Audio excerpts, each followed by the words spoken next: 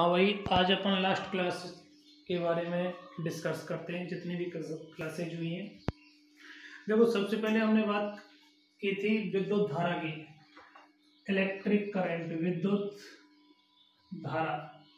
विद्युत धारा को आपने आई से डिनोट किया था। आई बराबर क्या था? Q upon T. आपने देखा था आवेश प्रवाह की दर क्या कहलाती है? विद्युत धारा। आवेश प्रवाह की दर क्या कहलाती है? विद्युत धारा कहलाती है। आई बराबर क्या होता है? Q upon T. आवेश का मात्रक क्या हो गया? कूलाम हो गया। एंड समय का मात्रक क्या हो गया? सेकेंड हो गया। कूलाम अपॉन सेकेंड ये किसके बराबर हो जाता है आपके पास? एम्पियर के। मतलब धारा का ऐसा ही मात्रक क्या हो गया आपके पास में? एम्पियर हो गया। ठीक है ना। मैं यहाँ से बात करूं कि इफ टी का मान 1 सेकंड रख दूं, तो टी का मान 1 सेकंड रखूंगा तो उस वाली कंडीशन में क्या मिलेगा? आई बराबर क्यू, है ना। इसका मतलब क्या हो गया? मैं यहाँ से बोल सकता हूँ एकांक समय में, समय का मान कितना? 1। एकांक समय में किसी चालक से प्रवाहित धारा क्या कहलाती है? एकांक समय में किसी चालक से प्रवाहित आवेश का मान उस परिपथ में प्रवाहित धारा के बराबर होता है। यही बात हो रही है ना। आई बराबर क्या आ गया? क्यू। चले आगे। यदि मैं ऐसे बोलना चाहूं कि किसी विद्युत परिपथ में dq आवेश dt समय में प्रवाहित होता है, तो उस परिपथ से प्रवाहित धारा कितनी होगी? आई बराबर dq अपॉन dt, इतनी होगी, है ना। यदि यह समय जो dt है वो अति अल्प है, इसका मतलब क्या हो गया? समय अति अल्प नगण्य है, तो मैं यहां से बोल सकता हूं आई बराबर, देखो लिमिट लगा देता हूं, लिमिट यही है ना, ऐसे limit del T tends to 0। यही तो बात हो रही है। मैं एक बार इसको रिपीट करता हूं। देखो, यदि किसी चालक से डेल टी समय में डेल क्यू आवेश प्रवाहित होता है, तो उस परिपथ से प्रवाहित धारा कितनी होगी? आई बराबर del Q upon del T. यदि समय क्या हुआ आपके पास में? अति अल्प हो, और समय अति अल्प होगा उस वाली कंडीशन में क्या होगा? आई बराबर, लिमिट लगा देता हूं, डेल टी टेंड्स टू 0। मतलब ये लिमिट क्या बोल रही है? जो डेल टी समय है, ये समय 0 होने की ओर अग्रसर है। 0 हो सकता है, लेकिन इसका मान 0 नहीं है, 0 की ओर अग्रसर है, बहुत कम है। Limit del T tends to 0, del Q upon del T. ठीक, del Q upon del T ये किस में चेंज हो जाता है? D Q upon D T में। ठीक है ना। इसका मतलब आवेश में समय के साथ परिवर्तन की दर क्या कहलाती है आपके पास में? विद्युत धारा कहलाती है। क्या कहलाती है? विद्युत धारा कहलाती है। कोई समस्या थोड़ी है। चलो आगे।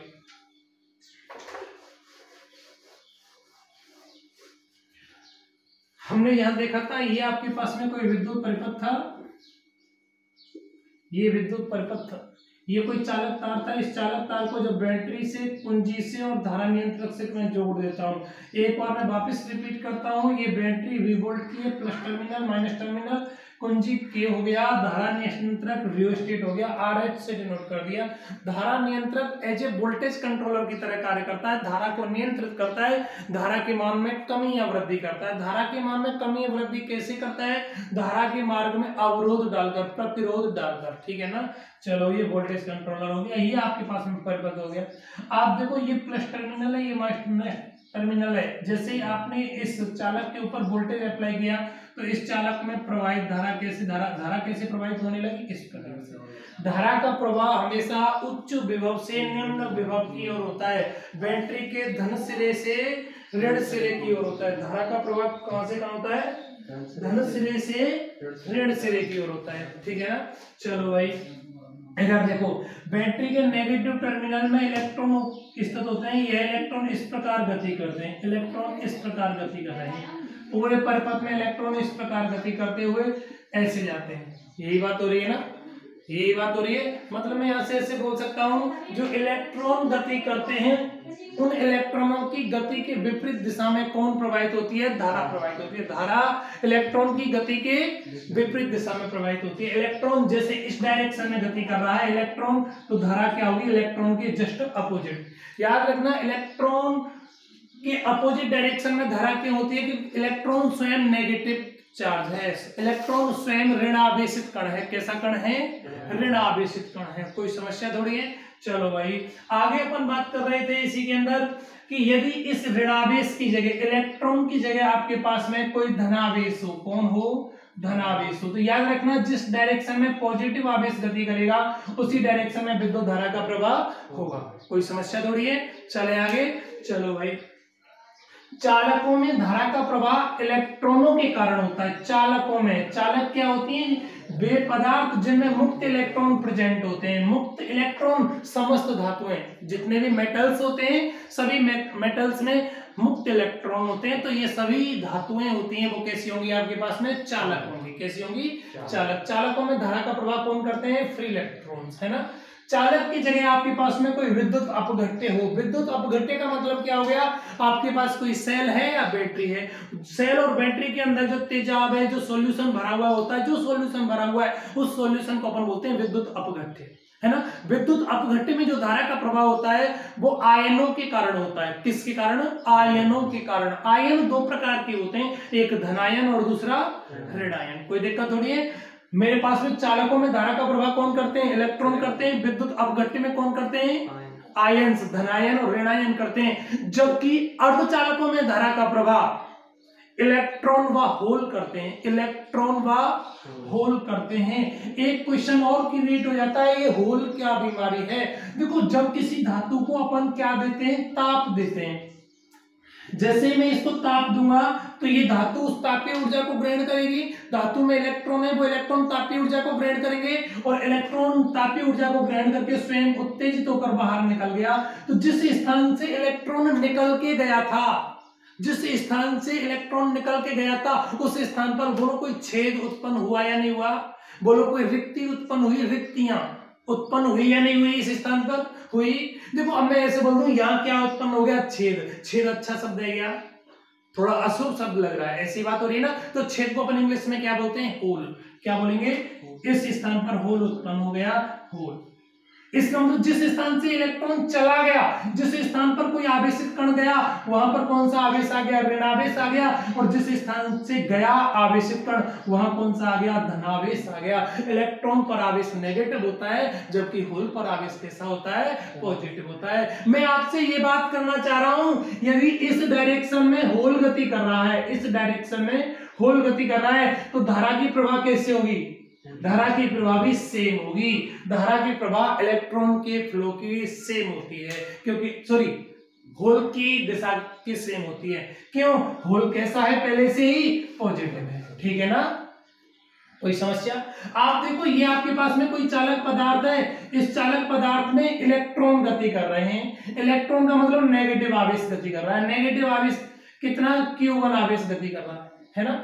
और इस परिपथ में पॉजिटिव आवेश भी गति कर रहा है। पॉजिटिव आवेश कितना गति कर रहा है आपके पास में, Q2 गति कर रहा है। तो देखो, नेगेटिव आवेश के कारण जो कोई धारा प्रवाहित हो रही होगी वो I1 बराबर क्या होगा, Q1/T। ये Q1 डिस्कस कर रहे थे कि मैंने मान लिया था ये कोई आपके पास में चालक था, इस चालक का ये X सिरा हो गया, ये कौन सा सिरा हो गया, Y सिरा हो गया। इस चालक में कौन गति कर रहे हैं, इलेक्ट्रॉन गति कर रहे हैं, मतलब ऋणावेश गति कर रहा है। जितना ऋणावेश है उस ऋणावेश का मान कितना हो गया आपके पास में, Q1 मान हो गया। इसी चालक में कोई धनावेश भी गति कर रहा है, वो धनावेश का मान कितना हो गया, Q2।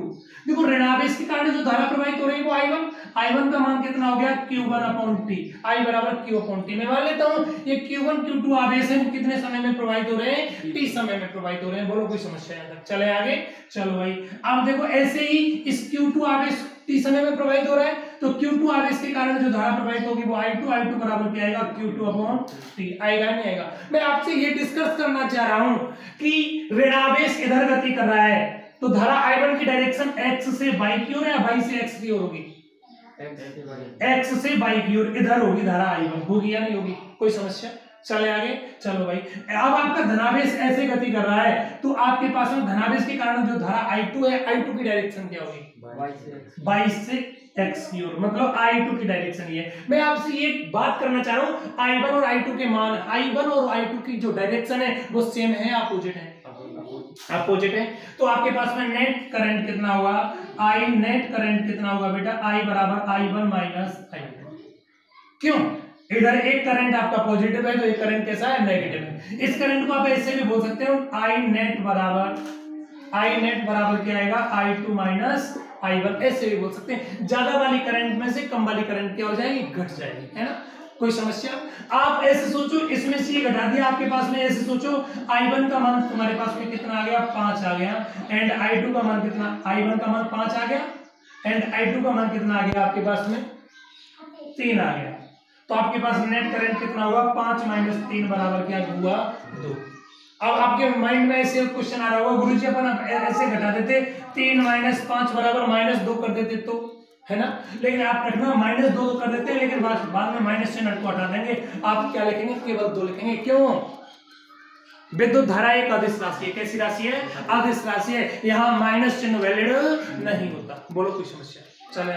चले आगे चलो भाई। अब अपन बात करेंगे जो आपके पास में धात्विक चालक होते हैं, कोई धातु होते हैं, उन धातुओं में आवेश का प्रभाव कैसे होता है, धातुओं में आवेश का प्रभाव कैसे होता है। सबसे पहले मैं बात कर रहा था कि भाई धातु क्या बीमारी है, धातु क्या बीमारी है। अपन पहले से ही जानते हैं कोई भी धातु है तो सिर्फ परमाणु से मिलकर बनी होगी।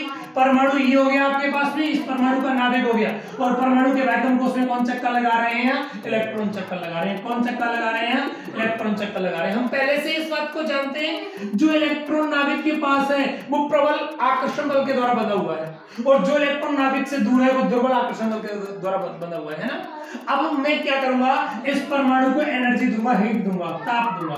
जैसे ही इस परमाणु को ताप दूंगा उस वाली कंडीशन में क्या होगा भाई, जैसे ही इस परमाणु को ताप दूंगा तो परमाणु में उपस्थित इलेक्ट्रॉन इस तापीय ऊर्जा को क्या करेंगे, एक्सेप्ट करेंगे, और तापीय ऊर्जा को एक्सेप्ट करके इलेक्ट्रॉन क्या हो जाएगा, यहां से मुक्त हो जाएगा। कौन सा इलेक्ट्रॉन मुक्त होगा, अंदर वाला या बाहर वाला? बाहर वाला इलेक्ट्रॉन मुक्त होगा। क्यों होगा? क्योंकि ये दुर्बल बल के द्वारा बना हुआ है ना, यहां से। अब इसका मतलब क्या हो गया, धातुओं से, जो धातुएं होती हैं, यह धातुएं अपने वायतम कोश से इलेक्ट्रॉनों को स्वतः ही मुक्त कर देती हैं। स्वतः कैसे? तापीय, वातावरण से ताप ग्रहण करके। जो धातुएं होती हैं वो एनवायरनमेंट से ताप ग्रहण करती हैं, और तापीय एनर्जी ग्रहण करके स्वयं उसके अंदर जो इलेक्ट्रॉन होते हैं वो एक्साइटेड अवस्था में आते हैं, और उस पदार्थ से, उस परमाणु से वो इलेक्ट्रॉन क्या हो जाते हैं, मुक्त हो जाते हैं। इसका मतलब क्या हो गया, धातुओं में इलेक्ट्रॉन कैसे होते हैं, मुक्त होते हैं। कैसे होते हैं? मुक्त होते हैं। हम बात कर रहे थे धातु, वे पदार्थ जिनमें मुक्त इलेक्ट्रॉन प्रेजेंट होते हैं क्या कहलाती हैं आपके पास में, धातु कहलाती हैं। क्या कहलाती हैं? धातु कहलाती हैं, ठीक है ना। अब हम बात कर रहे थे धातुओं में आवेश का प्रभाव किस प्रकार और कितना कैसे होता है, इसके बारे में मुझे डिस्कस करना था। आप सोचो, आपके पास में एक बार धातु ये है, आपके पास में एक बार धातु ये है ना। ये दो धातुएं हो गई, इन दोनों धातुओं में आवेश का प्रभाव किस प्रकार से हो रहा है, इस बारे में मुझे डिस्कस करना है। तो मैं एक बार पहली कंडीशन ले लेता हूं, जब बाह्य क्षेत्र आरोपित, जब बाह्य क्षेत्र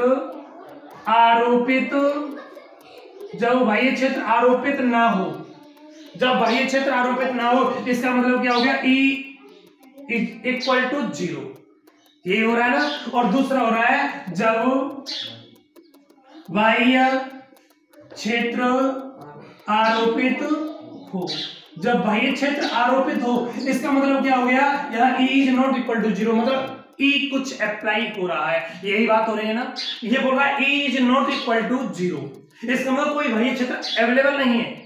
मेरे पास में ये कौन है, धातु है, और धातु के अंदर कौन है, फ्री इलेक्ट्रॉन्स हैं। फ्री इलेक्ट्रॉन्स आपके ये रहे। देखो, जब आप किसी धातु पर कोई भी विद्युत क्षेत्र अप्लाई नहीं करोगे, जब आप किसी भी धातु पर कोई विद्युत क्षेत्र अप्लाई नहीं करोगे, उस वाले कंडीशन में क्या होगा, धातु में उपस्थित ये इलेक्ट्रॉन तापीय ऊर्जा के कारण, कौन सी ऊर्जा के कारण, तापीय ऊर्जा के कारण हर संभव दिशा में गति करने लगते हैं, अनियमित होकर गति करने लगते हैं। हर संभव दिशा में इस प्रकार से गति करने लगते हैं, ठीक है ना। मैं मान लेता हूं ये आपके पास में कोई धातु है, और इस धातु में कितने इलेक्ट्रॉन है, n इलेक्ट्रॉन प्रेजेंट है। कितने इलेक्ट्रॉन है, n इलेक्ट्रॉन। प्रत्येक इलेक्ट्रॉन का मैं वेग अलग अलग मान लेता हूं। इस इलेक्ट्रॉन का वेग u1 u2 u3, n electron है तो वेग क्या हो गया, un हो गया। क्या हो गया, un हो गया। इन इलेक्ट्रॉन, समस्त इलेक्ट्रॉनों के वेग का अगर मैं औसत लेना चाहूं तो औसत क्या आएगा आपके पास में, u एवरेज आएगा। u एवरेज इक्वल टू क्या आएगा, u1 plus u2 plus so on un upon n। याद रखता हूं, विद्युत क्षेत्र की अनुपस्थिति में इन समस्त इलेक्ट्रॉनों के वेग का अगर मैं औसत लेता हूं तो ये औसत कितना आता है, 0 आता है। मतलब u एवरेज का मान कितना होता है आपके पास में, 0 होता है। अब आपके माइंड में फिर क्वेश्चन क्रिएट हो रहा होगा कि गुरुजी ये इलेक्ट्रॉनों का जो औसत वेग है ये जीरो क्यों हुआ? विद्युत क्षेत्र की अनुपस्थिति में। बेटा इसलिए हुआ, वेग की बात कर रहा हूं, ये वाला इलेक्ट्रॉन है इधर गति कर रहा है, ये वाला इलेक्ट्रॉन इधर गति कर रहा है ना। इसका मतलब इस गति को अगर मैं पॉजिटिव ले लूं तो इस गति को कैसे लूंगा? मैं नेगेटिव लूंगा या नहीं लूंगा? बोलो कोई समस्या, कोई दिक्कत? चले आगे। इस गति को अगर मैं पॉजिटिव ले लूं तो इस गति को क्या लूंगा? नेगेटिव लूंगा, ऐसे है ना। मतलब ये एक दूसरे की गति को क्या कर देते हैं? निष्क्रिय कर देते हैं। मतलब कुछ वेग इसमें पॉजिटिव आते हैं तो कुछ वेग कैसे आते हैं? नेगेटिव आते हैं। नेट वेलोसिटी आपके पास में कितनी आ जाती है? जीरो आ जाती है। तो यू एवरेज का मान आपके पास में कितना आएगा? जीरो आएगा। मतलब विद्युत क्षेत्र की अनुपस्थिति में इन इलेक्ट्रॉनों के ऊष्मीय वेग का औसत मान कितना रहता है? जीरो होता है ना। लेकिन विद्युत क्षेत्र की अनुपस्थिति में ये इलेक्ट्रॉन अपनी तापीय ऊर्जा के कारण गति कर रहे थे। उस गति का वेग, उसका वेग कितना था? 10⁶ मीटर पर सेकेंड। ये इलेक्ट्रॉन बहुत तेजी से गति कर रहे थे। ये इलेक्ट्रॉन कहां गति कर रहे हैं? आप सोचो, आपके रूम में कोई लोहे का टुकड़ा पड़ा हुआ है तो लोहे के टुकड़ा में कौन होंगे? फ्री इलेक्ट्रॉन होंगे। ये फ्री इलेक्ट्रॉन किस वेग से गति कर रहा है बेटा? 10⁶ मीटर पर सेकंड वेग से गति कर रहा है ना। हर इलेक्ट्रॉन इतने वेग से गति कर रहा है। लेकिन इन इलेक्ट्रॉनों के वेग का औसत लूंगा तो औसत मान कितना रह जाता है? शून्य रह जाता है। और जब इन इलेक्ट्रॉनों के वेग का औसत मान शून्य होता है तो इस चालक में, इस धातु में किसी भी प्रकार की धारा का प्रचालन नहीं होता है। अब आप क्या कर देते हैं? E is not equal to zero, मतलब आप इसके ऊपर E अप्लाई कर देते हो, विद्युत क्षेत्र अप्लाई। आपने इन इलेक्ट्रॉन पर विद्युत क्षेत्र अप्लाई कर दिया, ये ठीक, कोई समस्या? देखो यार, इस धातु के अंदर कौन है? इलेक्ट्रॉन है। जैसे इन इलेक्ट्रॉनों पर आपने इलेक्ट्रिक फील्ड अप्लाई किया तो यह इलेक्ट्रॉन विद्युत क्षेत्र के अपोजिट डायरेक्शन में क्या करने लगेंगे? गति करने लगेंगे। इलेक्ट्रॉन है, इलेक्ट्रॉन नेगेटिव है, इसलिए विद्युत क्षेत्र के अपोजिट डायरेक्शन में गति कर रहा है। मतलब समस्त इलेक्ट्रॉन इधर गति करने लगते हैं, इस प्रकार से। यही तो गति कर रहे हैं, इस प्रकार से गति करने लगते हैं। तो मैं आपसे ये पूछना चाह रहा हूं, आप ये बताओ, विद्युत क्षेत्र की उपस्थिति में इस चालक में जितने भी इलेक्ट्रॉन प्रेजेंट हैं, ये सारे के सारे इलेक्ट्रॉन एक ही डायरेक्शन में गति कर रहे हैं या अलग अलग डायरेक्शन में गति कर रहे हैं? एक ही डायरेक्शन में गति कर रहे हैं। तो इन इलेक्ट्रॉनों के वेग का मैं औसत लूंगा तो आपका वेग का औसत क्या आएगा? V एवरेज बराबर V1 plus V2 plus V3 plus so on Vn/n, ठीक है ना। ये आएगा। ये औसत वेग कितना आता है? 10⁻³ मीटर पर सेकंड आता है, ठीक है ना। इसका मतलब क्या हो गया? इन इलेक्ट्रॉनों के वेग का कुछ औसत है तो श्योर इसमें कोई ना कोई करंट भी फ्लो होगा। जो कोई करंट फ्लो होगा वो करंट किस डायरेक्शन में होगा? इस डायरेक्शन में होगा। करंट की डायरेक्शन और विद्युत क्षेत्र की डायरेक्शन परस्पर कैसी होती हैं? सेम होती हैं। कैसे होती हैं? सेम होती हैं। कोई समस्या थोड़ी। मतलब मैं और बोल सकता हूं, एक यहां पर जब किसी धातु पर कोई विद्युत क्षेत्र आरोपित किया जाता है, जब किसी धातु पर कोई विद्युत क्षेत्र आरोपित किया जाता है तो धातु में उपस्थित समस्त इलेक्ट्रॉन एक निश्चित दिशा में गति करने लगते हैं। समस्त इलेक्ट्रॉन एक निश्चित दिशा में क्या करने लगते हैं? गति करने लगते हैं, है ना। तब इन इलेक्ट्रॉनों के वेग के औसत मान को अपन क्या बोलते हैं? अपवहन वेग या अनुगमन वेग। क्या बोलते हैं? अपवहन वेग या अनुगमन वेग बोलते हैं, ठीक है ना। मेरे पास में नया टॉपिक आता है, अपवहन वेग क्या है। अपवहन वेग क्या था भाई आपके पास में? अभी अभी आपने जस्ट देखा, जब किसी धातु पर या जब किसी चालक पर कोई विद्युत क्षेत्र आरोपित किया जाता है तो विद्युत क्षेत्र की उपस्थिति में धातु में उपस्थित समस्त इलेक्ट्रॉन एक निश्चित दिशा में गति करने लगते हैं। तब इन इलेक्ट्रॉनों के वेग का जो औसत मान होता है उस औसत मान को अपन क्या बोलते हैं? अपवहन वेग या अनुगमन वेग बोलते हैं। अपवहन वेग या अपवाह वेग या अनुगमन वेग, ठीक है। इसे VD से व्यक्त करते हैं। किससे व्यक्त करते हैं? VD से व्यक्त करते हैं, ठीक है ना। अपवहन वेग को मैं मान लेता हूं, प्रारंभ में कोई धातु का चालक था, मेरे पास में ये था, इसमें बहुत सारे इलेक्ट्रॉन थे, इसके ऊपर कोई विद्युत क्षेत्र अप्लाई नहीं हो रहा है। तो इन समस्त इलेक्ट्रॉनों के वेग का औसत मान कितना आएगा? U एवरेज, और U एवरेज का मान कितना होगा? U1 plus U2 plus so on UN/n। और इस इन इलेक्ट्रॉनों के वेग का जो औसत मान आएगा वो औसत मान कितना रहेगा आपके पास में? जीरो रहेगा। कितना रहेगा? अब आपने क्या किया? इनके ऊपर कोई विद्युत क्षेत्र आरोपित कर दिया। विद्युत क्षेत्र का मतलब विद्युत विभव आरोपित कर दिया। विद्युत क्षेत्र विद्युत विभव एक ही बात है ना। चलो, आपने जैसे ही इनके ऊपर विद्युत क्षेत्र आरोपित किया तो इलेक्ट्रॉन एक निश्चित दिशा में गति करने लगेंगे, निश्चित दिशा में गति करने लगेंगे। तब इन इलेक्ट्रॉनों के वेग का जो औसत मान होगा उस औसत मान को क्या बोलेंगे? अपवहन वेग। अपवहन वेग को किससे डिनोट करते हैं? VD से डिनोट करते हैं। मैं मान लेता हूं विद्युत क्षेत्र की उपस्थिति में जितने n इलेक्ट्रॉन है, इन n इलेक्ट्रॉनों का वेग क्या है? V1 V2 V2 so on Vn है। ऐसे ही है ना। इसका मतलब इन समस्त इलेक्ट्रॉनों का वेग का औसत मान क्या आएगा आपके पास में, v1 plus v2 plus so on vn upon n। बेटा विद्युत क्षेत्र की अनुपस्थिति में वेग u1 u2 un थे, विद्युत क्षेत्र की उपस्थिति में अब सेकंड केस हो गया, अब वेग क्या आ गया आपके पास में v1 v2 vn वेग आ गए, ये है ना। इन वेगों का औसत ले लिया तो औसत क्या आ गया आपके पास में, अपवहन वेग आ गया। क्या आ गया भैया, अपवहन वेग आ गया। बोलो यहां तक कोई समस्या, चले आगे।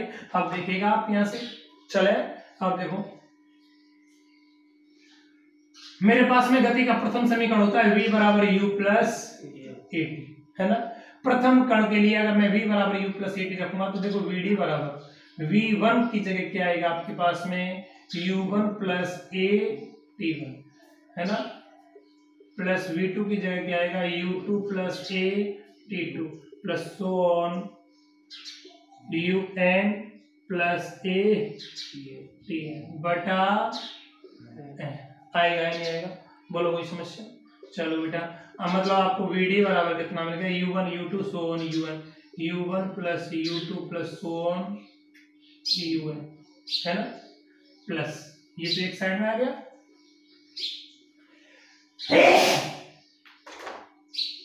AT1 plus AT2 plus so on ATN बटा इस n का अलग अलग भाग कर दूं, देखो vd बराबर u1 plus u2 plus so on un upon n plus plus है मल्टीप्लाई है, नहीं तो मल्टीप्लाई में नहीं आना चाहिए, प्लस में आना चाहिए। सभी के बीच में कौन लग रहा है, प्लस लग रहा है, तो यहाँ कौन आएगा, प्लस आएगा, plus AT1 plus AT2 plus so on ATN बटा n आएगा नहीं आएगा। आप देखो समीकरण 1 से ये u एवरेज का मान कितना आ गया, सभी में से एक कॉमन आएगा क्या, एक कॉमन आएगा, मतलब क्या आ गया a T1 plus T2 plus so on Tn बटा n, ये क्या आ गया, समय का औसत आ गया। और समय के औसत को किससे डिनोट करते हैं बेटा, टाउ से। टाउ क्या होता है आपके पास में, विस्कॉन्सी काल होता है, मतलब क्या हो गया vd अपवहन वेग है, vd बराबर क्या आ गया आपके पास में a टाउ आ गया, है ना। आप देखो आपके पास में कोई चालक था, उस चालक पर आपने विद्युत क्षेत्र आरोपित किया था, तब इलेक्ट्रॉन एक निश्चित दिशा में गति करने लगे थे, इन इलेक्ट्रॉनों के वेग का औसत लिया था आपने, है ना। ऐसे था मतलब इलेक्ट्रॉनों के ऊपर आपने विद्युत क्षेत्र अप्लाई किया तो उस पर कितना बल कार्य करेगा, F बराबर E बल कार्य करेगा। एक्चुअली इस बल के कारण इलेक्ट्रॉन गति करने लगेगा तो इलेक्ट्रॉन में कोई ना कोई त्वरण होगा, तो त्वरण के कारण जो कोई बल होगा वो बल कितना होगा, F बराबर कितना होगा आपके पास में ma होगा। ये भी F आपके पास बराबर है, तो E बराबर क्या आ गया ma, मतलब A बराबर कितना आ गया E बटा m आएगा। इसका मतलब A का मान यहाँ रख दो तो आपको क्या मिलेगा, vd बराबर E टाउ अपॉन m, मतलब अपवहन वेग का मान कितना आ गया, vd बराबर E टाउ अपॉन m आया या नहीं आया। अगर आप इसको सदिश रूप में देखना चाहें तो vd बराबर minus E tau upon m, ये वेक्टर आ जाएगा, ठीक है ना। कोई समस्या, कोई दिक्कत थोड़ी है, ठीक है ना। माइनस आ जाएगा, माइनस किस बात को डिनोट कर रहा है कि यहाँ जो भी इलेक्ट्रॉन गति कर रहे हैं ये सारे के सारे इलेक्ट्रॉन विद्युत क्षेत्र की कौन सी डायरेक्शन में है, विपरीत डायरेक्शन में है ना। माइनस क्या बोल रहा है, इन इलेक्ट्रॉनों का जो वेग है वो विद्युत क्षेत्र के कैसे है, अपोजिट डायरेक्शन में, इसलिए यहाँ पर कौन सा चिन्ह आया है, अपवहन, सॉरी माइनस का चिन्ह है, ठीक है ना। चलिए आगे, नया टॉपिक था हमारा इसी के अंदर अपवहन वेग व विद्युत धारा में संबंध। क्या था, अपवहन वेग व विद्युत धारा में संबंध। चलो एक बार देखते हैं, relation between drift velocity and electric current. देखो हम बात कर रहे थे अपवहन वेग व विद्युत धारा में, अपवहन वेग व विद्युत धारा में। आप देखो आपके पास में ये कोई चालक है, इस चालक का अनुप्रस्थ काट क्षेत्रफल कितना मान लिया आपने, a मान लिया, इस चालक की लंबाई कितनी मान ली, l मान ली, है ना। कोई समस्या थोड़ी है। आपने इस चालक के ऊपर क्या अप्लाई कर दिया, विद्युत विभव अप्लाई कर दिया, V वोल्टेज अप्लाई कर दिया प्लस माइनस, है ना। कोई समस्या थोड़ी। चले आगे, जैसे आप विभव अप्लाई करोगे तो इस चालक में इलेक्ट्रॉन होंगे, वो इलेक्ट्रॉन ये एक्स से आ गया, वाई से आ गया। इलेक्ट्रॉन कौन सी डायरेक्शन में जाएंगे? ऐसे जाएंगे, जाएंगे नहीं जाएंगे? क्यों? देखो धारा यूं प्रवाहित हो रही है ना। जब भी किसी चालक में धारा का प्रभाव होता है तो चालक में धारा इलेक्ट्रॉन की गति के विपरीत दिशा में प्रवाहित होती है, यही बात हो रही है ना। चले आगे, अब देखो मैं मान लेता हूं इस चालक के एकांक आयतन में कितने इलेक्ट्रॉन प्रेजेंट हैं? इस चालक के एकांक आयतन में कितने इलेक्ट्रॉन प्रेजेंट हैं? n है। चालक के एकांक आयतन में n इलेक्ट्रॉन है तो v आयतन में कितने इलेक्ट्रॉन होंगे? n into v होंगे, होंगे या नहीं होंगे? बोलो कोई समस्या? चले आगे, अब देखिएगा आपके पास में v क्या है? इस चालक का आयतन है। इस चालक का आयतन कितना होगा? इसका अनुप्रस्थ काट क्षेत्रफल इंटू लंबाई, इसका अनुप्रस्थ काट क्षेत्रफल इंटू लंबाई, मतलब v का मान कितना आ गया आपके पास में? a इंटू एल आ गया, यही बात होगी ना। इसका मतलब आपके पास में कुल इलेक्ट्रॉन कितने आ गए? कुल इलेक्ट्रॉनों की संख्या, कुल इलेक्ट्रॉनों की संख्या कितनी आई बेटा? v का मान यहाँ रख दो, NaLn, ये ना नल आ गया, कोई समस्या? देखो ये इलेक्ट्रॉनों की संख्या आई है, एक इलेक्ट्रॉन पर आवेश का मान कितना है? एक इलेक्ट्रॉन पर आवेश का मान कितना है? एक इलेक्ट्रॉन पर आवेश का मान 1.6 इंटू 10⁻⁻⁹ कूलम होता है। मतलब एक इलेक्ट्रॉन पर आवेश में मान लेता हूं E है ना, तो इतने इलेक्ट्रॉनों पर आवेश कितना होगा? तब कुल आवेश कितना आ गया आपके पास में? कुल आवेश क्या आ गया? Q, और Q का मान आ गया NaLe। कितना मान आ गया? NaLe। बोलो कोई समस्या? नाली आ गया, ये टोटल आवेश आ गया है ना।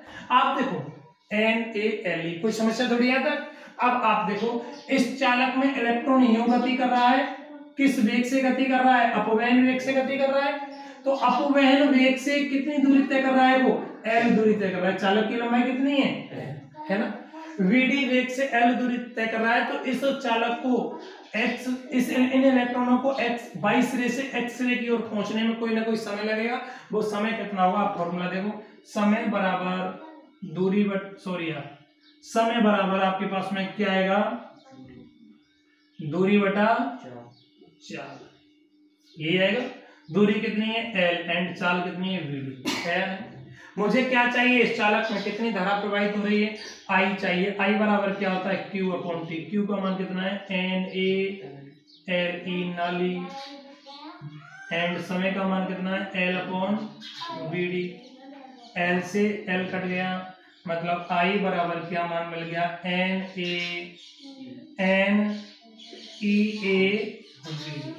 मिला या नहीं मिला? मतलब I इज डायरेक्टली प्रोपोर्शनल क्या आ गया? Vd। I is directly proportional क्या आ गया बेटा? Vd आ गया। बोलो कोई समस्या? कोई दिक्कत थोड़ी है। चले आगे, ये विद्युत धारा और अपवहन वेग में क्या आ गया? संबंध आ गया। कोई समस्या थोड़ी है। विद्युत धारा और अपवहन वेग में संबंध क्या आ गया? जैसे जैसे इलेक्ट्रॉनों के अपवहन वेग के मान में वृद्धि होगी, वैसे वैसे चालक में प्रवाहित धारा के मान में भी क्या होगी? वृद्धि होगी। कोई समस्या थोड़ी है। चले आगे, मुझे क्या देखना है? गतिशीलता। चला पटेगा है।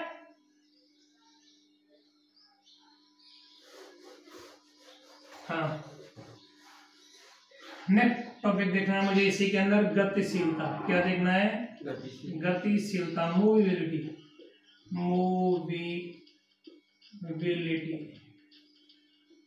गतिशीलता को म्यू से डिनोट करते हैं, है ना।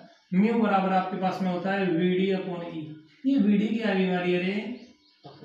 अपवहन वेग, किसी चालक में उपस्थित इलेक्ट्रॉनों के अपवहन वेग और उन पर आरोपित विद्युत क्षेत्र का अनुपात क्या कहलाता है? गतिशीलता कहलाता है। अपवहन वेग और विद्युत क्षेत्र का अनुपात क्या कहलाता है बेटा? गतिशीलता कहलाता है। ठीक है ना, कोई समस्या?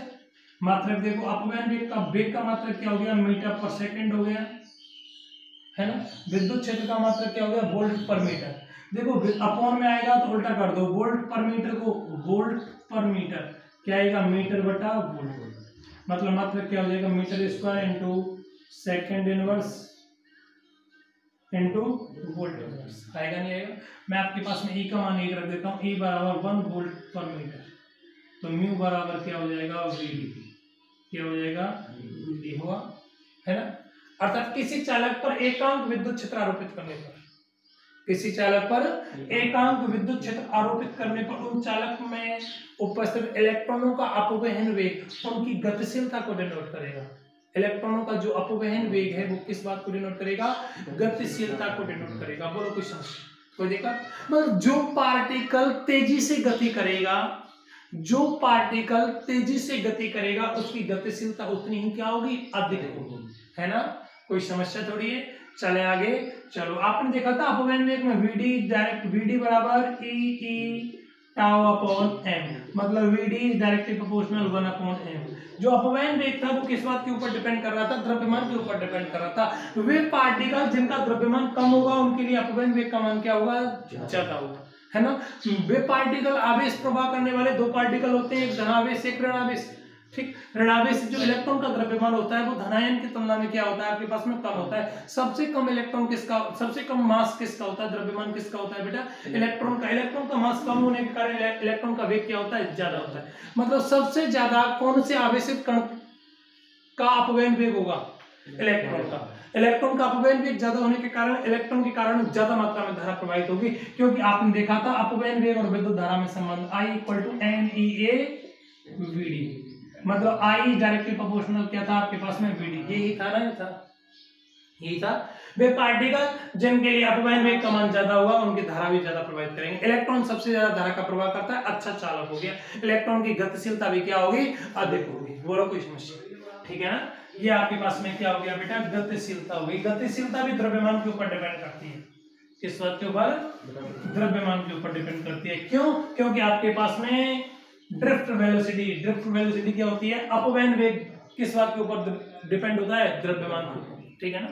चलो नेक्स्ट टॉपिक आता है आपके पास में विद्युत प्रतिरोध, रेजिस्टेंस, प्रतिरोध, इलेक्ट्रिक रेजिस्टेंस, ठीक है ना। विद्युत प्रतिरोध क्या होता है, प्रतिरोध क्या होता है, धारा के मार्ग में उत्पन्न अवरोध क्या कहलाता है, प्रतिरोध कहलाता है। धारा के मार्ग में उत्पन्न रुकावट, अवरोध या बाधा क्या कहलाता है, प्रतिरोध कहलाता है। जब आवेशित कण किसी चालक में गति करते हैं तो चालक में उपस्थित अणुओं या परमाणुओं से टक्कर करते हैं तथा उस चालक से जुड़े हुए सेल या बैटरी में उपस्थित विद्युत अपघट्य के आयनों से टक्कर करते हैं, है ना। मतलब मैं बात कर रहा था जो आपका प्रतिरोध उत्पन्न होता है वो प्रतिरोध क्या है, धारा के मार्ग में उत्पन्न अवरोध क्या कहलाता है, प्रतिरोध कहलाता है। यह अवरोध इलेक्ट्रॉनों की परमाणुओं से एवं विद्युत अपघट्य के आयनों से टक्कर के कारण उत्पन्न होता है। यह अवरोध है, जो प्रतिरोध है वो किसके कारण है, टक्करों के कारण उत्पन्न होता है। प्रतिरोध को किससे डिनोट करते हैं, आर से डिनोट करते हैं, आर बराबर, है ना। देखो आपने पढ़ा है ओम का नियम, V बराबर आई आर, V बराबर आई आर, V बराबर आई आर, V बराबर आई आर, R बराबर क्या आएगा, V अपॉन ये होगा। इसका मतलब क्या होगा, किसी चालक के सिरों पर आरोपित विभवांतर एवं उसमें प्रवाहित धारा का अनुपात क्या कहलाता है, प्रतिरोध कहलाता है। यार फिजिक्स की डेफिनेशन बहुत मजे की है, आप डायरेक्ट फॉर्मूला याद करो, फॉर्मूला से बनाओ। किसी चालक पर आरोपित विभव एवं उसमें प्रवाहित धारा का अनुपात क्या कहलाता है, प्रतिरोध कहलाता है। खत्म बात है, इतना इजी मैटर है। चले आगे। मैं यहाँ कंडीशन डाल दूं कि नहीं गुरुजी हमें तो 1 ओम की डेफिनेशन चाहिए, तो मैं कंडीशन डाल दूं 1 ओम, V का मान कितना आ गया, 1 वोल्ट आ गया, एंड I का मान कितना आ गया, 1 एम्पियर मान आ गया। तो इन दोनों जगह 1 रखोगे तो R का मान भी कितना आएगा, 1। R प्रतिरोध का मात्रा क्या हो गया, ओम, ओम, OHM, है ना, ओम, ओम ऐसे बनाते हैं, ठीक। मुझे 1 ओम को डिफाइन करना है ना। किसी चालक के सिरों पर 1 वोल्ट विभवांतर आरोपित करने पर उस चालक में 1 एम्पियर धारा प्रवाहित हो जाए। किसी चालक के सिरों पर 1 वोल्ट विभवांतर आरोपित करने पर उस चालक के सिरों, किसी चालक के सिरों पर 1 वोल्ट विभवांतर आरोपित करने पर उस चालक में 1 एम्पियर धारा का प्रवाह हो जाए तो उस चालक का प्रतिरोध कितना होगा, 1 ओम होगा। कितना होगा, 1 ओम होगा। बोलो कोई समस्या, चले आगे।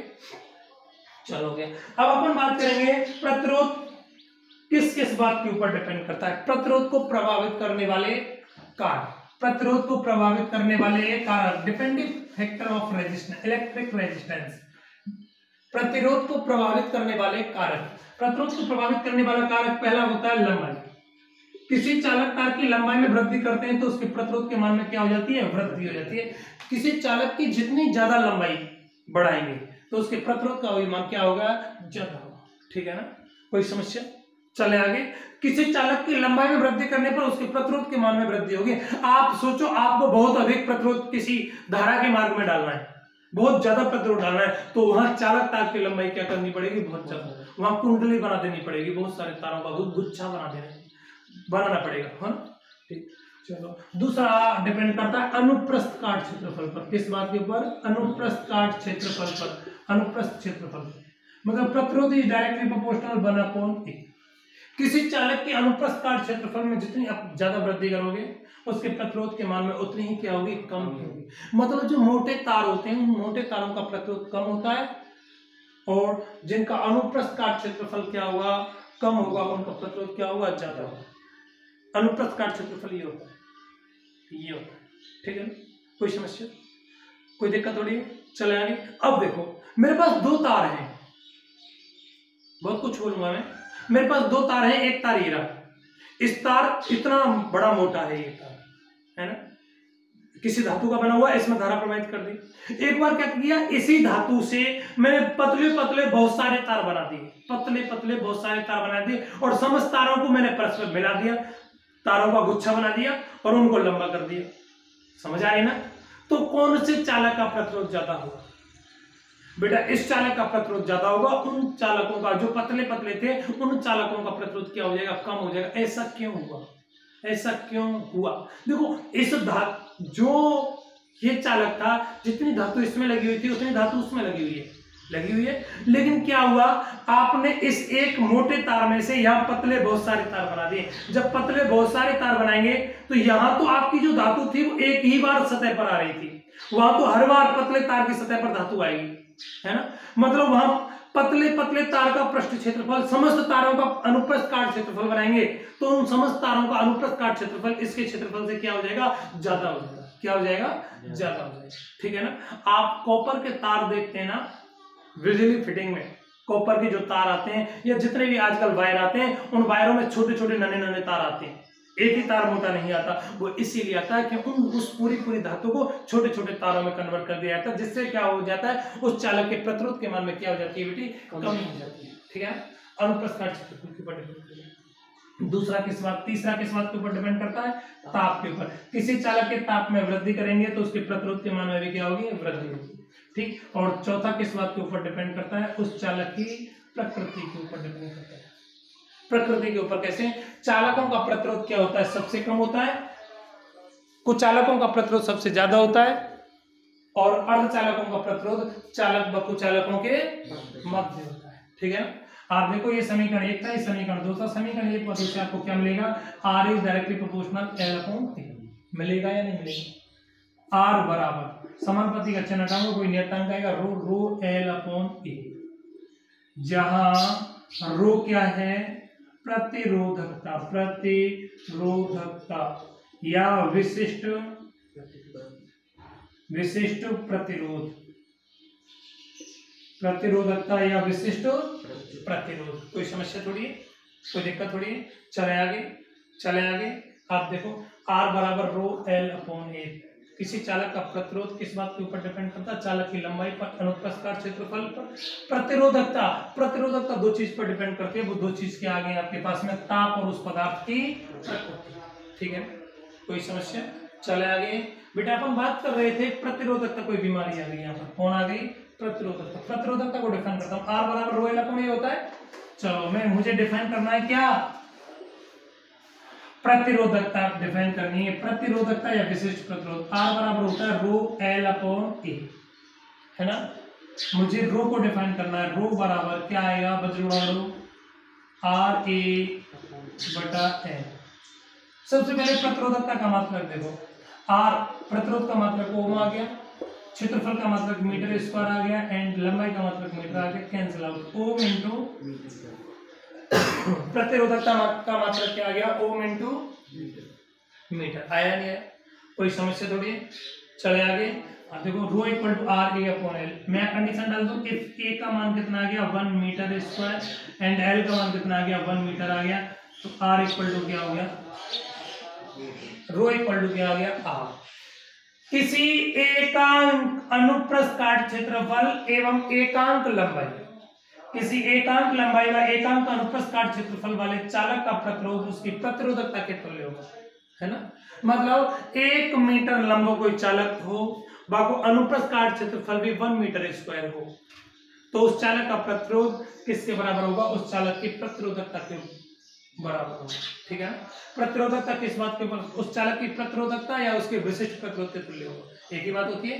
प्रतिरोधकता किस बात के ऊपर डिपेंड करती है। हाँ भाई, अब अपन बात करेंगे ओम का नियम, किसके बारे में डिस्कस करेंगे, ओम का नियम, ठीक।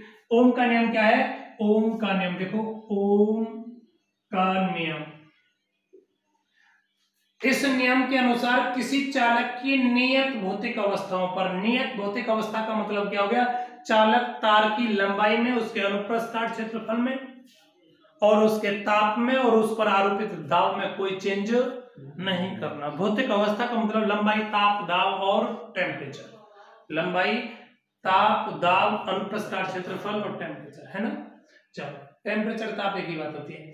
हम बात कर रहे थे ओम का नियम। इस नियम के अनुसार किसी चालक की नियत भौतिक अवस्थाओं में चालक के सिरों पर उत्पन्न विभवांतर उसमें प्रवाहित धारा के समानुपाती होता है। मतलब V समानुपाती क्या हो गया, I हो गया, तो V बराबर क्या हो गया, IR, जहां R क्या है आपके पास में, प्रतिरोध नियतांक है, ठीक बेटा। देखो, मुझे कल 1-2 दिन में किसी का कमेंट्स मिला था, गुरुजी V is directly proportional I होता है या I is directly proportional V भी होता है। भाई, I is directly proportional V भी होता है। यदि V समानुपाती I है तो प्रतिरोध नियतांक R आएगा, यदि I समानुपाती V है तो I बराबर आपके पास में आता है सिग्मा इंटू V, या मैं सिग्मा को ऐसे बोल दूं G इंटू V। सिग्मा बराबर I बराबर क्या आता है, G इंटू V, या ऐसे भी लिखा मिल जाता है सिग्मा इंटू V, जहां सिग्मा या G बराबर सिग्मा बराबर क्या होता है 1/R। ये चालकता कहलाता है। प्रतिरोध के व्युत्क्रम को क्या बोलते हैं, चालकता, या G को स्पेशल नाम दे देंगे चालकत्व। क्या नाम दे देंगे, चालकत्व। कल के टॉपिक में मिलेगा आपको चालकत्व। चालकत्व को किससे डिनोट करते हैं, G से डिनोट करते हैं, G बराबर 1/R। आपने चालकत्व इलेक्ट्रोकेमिस्ट्री में भी पढ़ा होगा, शायद चालकत्व को इलेक्ट्रोकेमिस्ट्री में K से डिनोट किया होगा, कप्पा से। कप्पा बराबर क्या था आपका 1/R। प्रतिरोध के व्युत्क्रम को आप क्या बोलते हैं, चालकत्व बोलते हैं। क्या बोलते हैं, चालकत्व। वो तो ये सिंबल है, आप G से डिनोट करो, R से डिनोट करो, ये तो उनके फिक्स सिंबल है, ठीक है ना, नियतांक है कोई मान, ठीक है ना। तो आपके पास में ओम का नियम क्या था कि जब किसी चालक, इस नियम के अनुसार किसी चालक की नियत भौतिक अवस्थाओं में चालक के सिरों पर उत्पन्न विभवांतर उसमें प्रवाहित धारा के समानुपाती होता है। मतलब V समानुपाती I। V बराबर क्या आ गया आपके पास में IR, R प्रतिरोध नियतांक है। यदि मैं V और I के मध्य वक्र खींचना चाहूं, किसके मध्य में, V और I के मध्य वक्र खींचना चाहूं, इधर V ले लेता हूं, इधर I ले लेता हूं, इनके मध्य वक्र खींचूंगा तो एक सीधी रेखा प्राप्त होगी। कैसी रेखा, सीधी रेखा प्राप्त होगी। कोई समस्या, ये आपके पास में x अक्ष आ गया, ये y अक्ष आ गया, कोई समस्या थोड़ी। मुझे इस वक्र का ढलान देखना है, ढलान का मतलब क्या हो गया, tan थीटा। tan थीटा बराबर एक बिंदु मैंने यहाँ ले लिया, एक बिंदु मैंने यहाँ ले लिया। देखो, यहां से ये जो वोल्टेज का जो अंतर आ रहा है, धारा का जो अंतर आ रहा है, डेल I से डिनोट कर दिया। इधर जो वोल्टेज का जो अंतर आ रहा है, इसको डेल V से डिनोट कर दिया। तो जब डेल V ये है तो ये भी क्या हो गया आपके पास में, डेल V होगा। मैं मान लेता हूं ये वाला कोण क्या आ गया, थीटा। तो tan थीटा बराबर लंब अपॉन आधार del V upon del I, और del V upon del I क्या होता है, R होता है। यदि धारा को x अक्ष पर एवं विभव को y अक्ष पर लेकर वक्र खींचा जाए तो एक सरल रेखा प्राप्त होती है। इस वक्र का ढलान या इस वक्र की प्रवणता उस चालक के किस बात को डिनोट करेगी, प्रतिरोध को डिनोट करेगी। किस बात को डिनोट करेगी, प्रतिरोध को डिनोट करेगी। बोलो कुछ समस्या, कोई दिक्कत थोड़ी। चले आगे, चलो।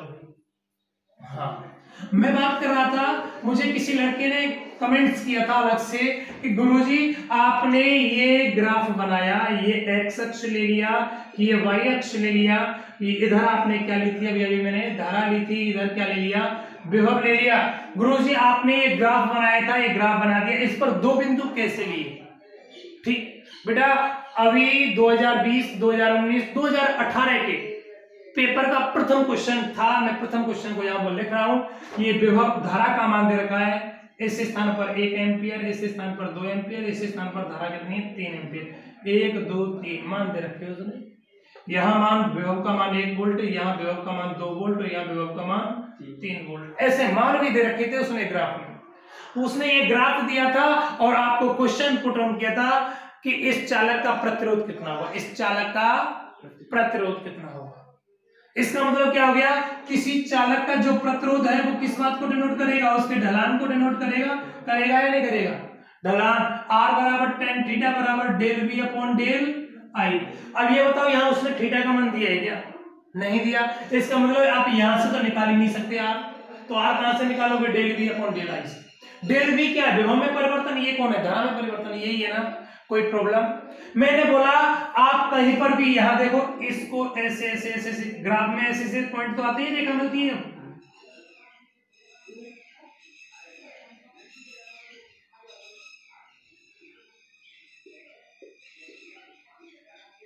ऐसे ऐसे पॉइंट मिलते हैं, मिलते नहीं मिलते हैं?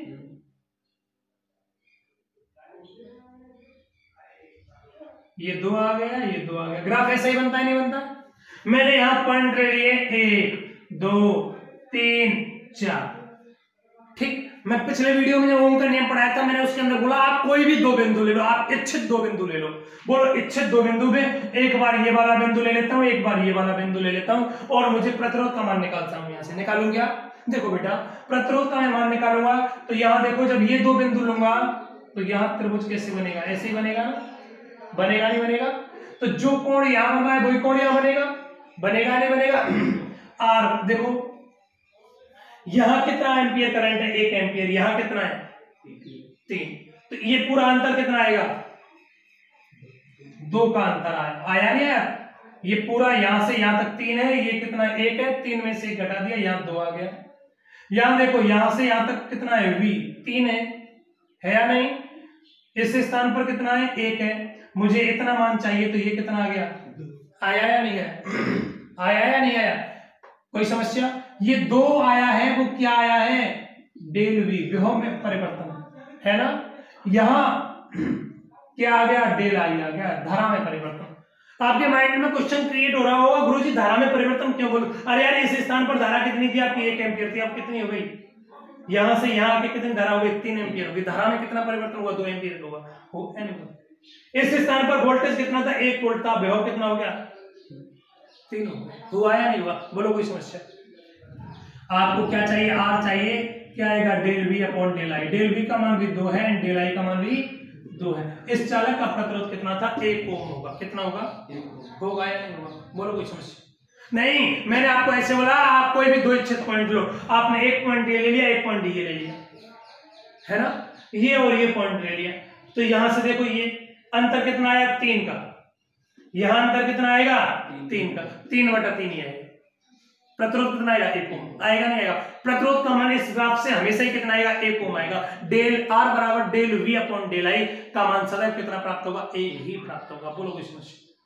कोई दिक्कत थोड़ी है? चलो, नहीं साहब, हमें तो कोई और पॉइंट लेना है, इन दोनों का अंतर लेना है। इन दोनों का अंतर ले लो। कितना आया बेटा? ये 1। इतना कितना आया? 1 अपॉन 1 आया नहीं आया? हो सकता है आपको ग्राफ में ये 10 देता, ये 20 देता, ये 30 देता, ये कितना देता? 30 देता। तो अब ये आपके पास में डेल वी का मान कितना आता है इस स्थान पे, इन दोनों बिंदुओं के मध्य? बेटा यहां 30 है, यहां 10 है, तो डेल वी का मान कितना आता? 20 आता। आप मान रखते आर बराबर del V upon del I, 20 upon 2 बराबर कितना आता? चालक का प्रतिरोध 10 ओम आता है। कुछ भी मान हो आपको तो क्या ज्ञात करना है? Del V upon del I ज्ञात करना है ना। डेल वी क्या है? विभव में परिवर्तन है, डेल आई क्या है? धारा में परिवर्तन। बोलो कोई समस्या? कोई दिक्कत थोड़ी है? चले आगे, चलो। अब आपको देखना है ओम का नियम कैसे आया, ओम के नियम की व्युत्पत्ति, ठीक, डिडक्शन ऑफ ओम्स लॉ। इसके अंदर एक और आता है ओम के नियम का सूक्ष्म रूप भी आता है। ठीक, आप देखिएगा आपके पास में एक रिलेशन होता है I इक्वल टू NEAVD होता है, नहीं होता है? कोई समस्या? चले आगे, चलो। J बराबर क्या होता है NEAVD, यही होता है। J बराबर क्या होता है आपके पास में I अपॉन A, I का मान NEAVD अपॉन A से A कट गया। J बराबर क्या आ गया NEVD का मान कितना होता है E टाउ अपॉन M, मतलब J बराबर क्या आ गया NE square E tau upon M, मतलब J बराबर क्या आ गया NE square tau upon M into E। बेटा Mn किसी चालक में उपस्थित इलेक्ट्रॉनों की संख्या, एकांक आयतन में कितने इलेक्ट्रॉन है, इलेक्ट्रॉनों की संख्या है। एक्चुअली किसी भी चालक के एकांक, जैसे कॉपर ले लेता हूं, कॉपर के एकांक आयतन में लगभग 10 की घात 29 इलेक्ट्रॉन होते हैं। 10 की घात 29 एकांक आयतन में, 1 मीटर क्यूब आयतन में 10 की घात 29 इलेक्ट्रॉन होते हैं, फ्री इलेक्ट्रॉन होते हैं, है ना। एन फिक्स है, इलेक्ट्रॉन का आवेश फिक्स है, टाउ विश्रांति काल फिक्स है, एम इलेक्ट्रॉन का द्रव्यमान फिक्स है। ये चीज क्या हो गई पूरी फिक्स। इसका मतलब ये क्या हो गया, कोई नियतांक हो गया। क्या हो गया, ये चालकता नियतांक कहलाता है। क्या कहलाता है, चालकता नियतांक। चालकता नियतांक को सिग्मा से डिनोट करते हैं। सिग्मा का मान क्या हो गया NE square tau upon N। तो J बराबर क्या आ गया सिग्मा E। ये क्या आ गया ओम के नियम का सूक्ष्म रूप, ओम के नियम का सूक्ष्म रूप। कोई समस्या, कोई दिक्कत थोड़ी है। आपके पास में क्या आया J बराबर सिग्मा E, है ना। देखो J बराबर आपके पास में क्या होता है I बटा A, नहीं J बराबर I अपॉन A होता है ना। और देखो सिग्मा E विद्युत क्षेत्र है, E बराबर क्या होता है V अपॉन D। V बराबर आपके पास में होता है E इंटू D। तो E का मान क्या आएगा V अपॉन D। D कोई डिस्टेंस होती है, डिस्टेंस को मैंने क्या ले लिया L। L क्या हो गया चालक की लंबाई। D दूरी की जगह क्या ले लिया L ले लिया, है ना। देखो ये दोनों मान में यहाँ रखता है। J बराबर क्या आ गया I अपॉन A बराबर सिग्मा इंटू B बटा L। आया या नहीं आया, कोई समस्या। चले आगे, अब आप आगे देखिएगा, मुझे यहाँ से V का मान निकालना है। किसका मान, V का मान निकालूं क्या।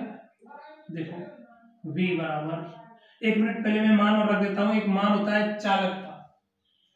चालकता क्या होता है सिग्मा, और सिग्मा बराबर होता है आपके पास में 1 अपॉन रो। चालकता सिग्मा बराबर 1 अपॉन रो। रखो I अपॉन A बराबर 1 upon rho V upon L। मुझे V का मान चाहिए, ये दोनों मान ऊपर चले जाएंगे। V बराबर क्या आएगा रो L upon A into I। बेटा रो L ऊपर चले गए और I के साथ आगे रो L A है। आपको पता है R प्रतिरोध बराबर रो L अपॉन A, आपने देखा था प्रतिरोध में। तो ये क्या आ गया R प्रतिरोध नियतांक आ गया। V बराबर R, ये नियतांक है, V समानुपाती है। ये क्या आ गया ओम का, क्या आ गया ओम का। कोई समस्या, कोई दिक्कत थोड़ी। इसके बाद में आपको मैंने एक चीज पढ़ाया था कार्बन प्रतिरोध। क्या पढ़ाया था, कार्बन प्रतिरोध पढ़ाया था। कार्बन प्रतिरोध होते हैं वो कार्बन चूड़ के बने होते हैं। ये सस्ते, अच्छे और शुभग्राही होते हैं। इनका यूज इलेक्ट्रॉनिक विद्युत परिपथों में किया जाता है। इलेक्ट्रॉनिक विद्युत परिपथों में इसलिए किया जाता है कि यदि आपको उच्च प्रतिरोध की आवश्यकता है कहीं पर, तो थोड़ी देर पहले हमने प्रतिरोध में पढ़ाया था कि किसी चालक की लंबाई में वृद्धि करने पर उसके प्रतिरोध के मान में वृद्धि हो जाती है। मुझे बहुत ज्यादा प्रतिरोध चाहिए तो मुझे बहुत तारों का गुच्छा डालना पड़ेगा, है ना। उच्च प्रतिरोध के लिए तारों का गुच्छा डालना पड़ेगा। अब क्या किया, उन तारों के बहुत बड़े गुच्छे की जगह पे मैंने कोई छोटा सा क्या डाल दिया, कार्बन प्रतिरोध डाल दिया। ये उच्च प्रतिरोध की जगह काम आएगा। मतलब एक बड़ा गुच्छा बहुत तारों का समूह होता है, उस जगह छोटा सा एलिमेंट डाल दिया, कौन, कार्बन प्रतिरोध डाल दिया, ये उसका काम करेगा। इसका मतलब क्या हो गया, कार्बन प्रतिरोध ने जो इलेक्ट्रॉनिक्स आइटम थे उन इलेक्ट्रॉनिक्स आइटमों का आकार क्या कर दिया, कम कर दिया, संपीड़ित कर दिया उनके आकार को। इसकी वर्किंग अच्छी होती है, ठीक है, शुद्धग्राही होते हैं, सस्ते होते हैं, बहुत अच्छे होते हैं। कौन, कार्बन प्रतिरोध। कार्बन प्रतिरोध कार्बन चूड़ के बने होते हैं। कार्बन ये तार होता है, इसके ऊपर कार्बन चूड़ इस प्रकार लपेटा हुआ होता है। इसके ऊपर 4 पट्टियां होती हैं, कितनी, 4 पट्टी। प्रथम 2 पट्टी होती हैं वो सार्थक अंक को डिनोट करती हैं, किसको? सार्थक अंक को। तीसरी पट्टी होती है वो गुणक को डिनोट करती है, और चौथी पट्टी सहनशीलता या सुग्राह्यता या टोलेरेंसी को डिनोट करती है। ठीक है, किसको? टोलेरेंसी को डिनोट करती है। अब बात आती है कि इनके लिए ये सार्थक अंक क्या होता है, गुणक क्या होता है, टोलेरेंसी क्या होता है। इसके लिए अपन टेबल यूज करते हैं। टेबल में हमें रंगों का क्रम चाहिए। क्या चाहिए? रंगों का क्रम। रंगों का क्रम याद रखते हैं आप। BB Roy, Great Britain, very good wife, है ना। इसके बाद में क्या आएगा आपके पास में? Gold and silver and no colour. बोलो कोई समस्या? ठीक, टेबल वगैरह आप स्वयं पिछले वीडियो में से देख लें, शेष खत्म। बोलो कोई दिक्कत है? बहुत है आज के लिए, धन्यवाद।